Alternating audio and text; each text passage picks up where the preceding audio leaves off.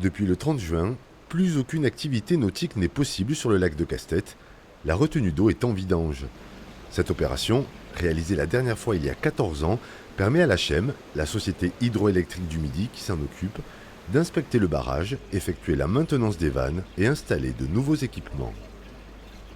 Ces travaux consistent à mettre en place une porte devant les évacuateurs de crue, de telle façon qu'on puisse demain intervenir sur ces équipements sans vidange.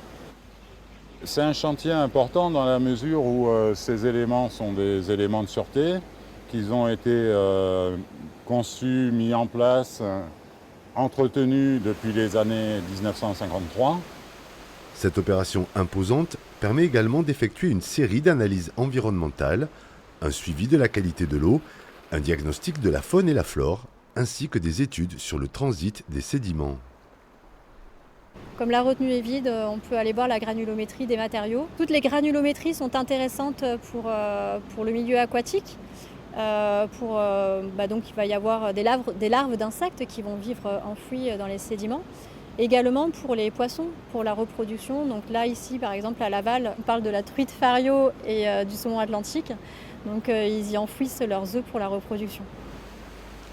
Cette vidange permet également de nettoyer les fonds du lac d'objets encombrants, principalement des branches d'arbres. La remise à eau est prévue pour la fin du mois d'août.